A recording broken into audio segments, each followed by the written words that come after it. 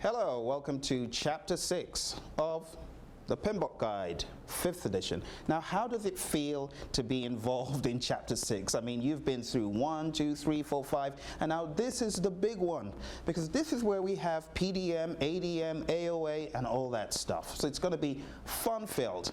But I'd like you to take out a pen and a paper and get ready. You're going to be writing down a lot of stuff, because network diagrams is huge. Not necessarily in the number of questions, but it's big in terms of what we need to understand. It could be a little bit complicated for people, but I will simplify it for you.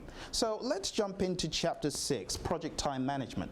What exactly is project time management all about? And what are our objectives today? Let's take a look at our slide here and see our objectives. Our objectives today are to understand what the project time management knowledge area is all about, to understand the processes and tools, to understand network diagrams, forward passes, backward passes, AOA, AON, task relationships, slack, float, and lag. So there's quite a lot to do today, quite a lot to do.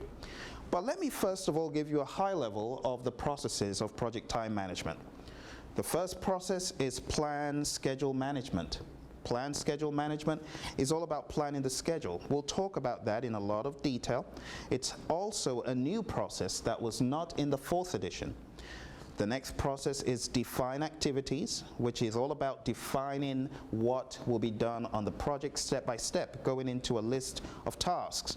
That is our main objective in define activities.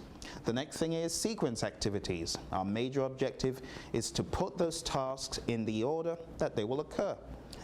The next thing we do is estimate activity resources. And this is all about estimating the type, the quantity of resources, be they human, equipment, or material. We estimate how many, how much resources we need. The next thing we do after that is estimate activity durations. And this is all about estimating the durations for the different activities that we have sequenced. The next thing is develop schedule. This is about developing the project schedule. In develop schedule, we come out with a schedule that is approved, one that is realistic, one that everyone has bought into, or hopefully most people have bought into.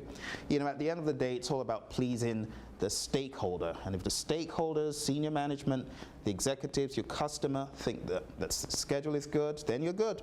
If they think the schedule is not good enough, then you need to make the schedule conform to what they feel is realistic for them.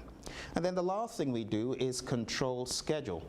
In control schedule, we are controlling the schedule to ensure that the schedule is on track, and if it's off track, we need to get the schedule back on track by monitoring and controlling the different activities on the project. So we've got 7 things to talk about, 7 processes: plan schedule management, define activities, sequence activities, estimate activity resources, estimate activity durations, develop schedule, and control schedule. Now, I'll just say that if you haven't been for a scheduling course, it might be a little bit sensible to do that, because a lot of the things we're talking about are very practical. So if you haven't used a scheduling tool such as MS Project or Primavera, I would highly suggest it. If you can, there's also a lot of free resources out there.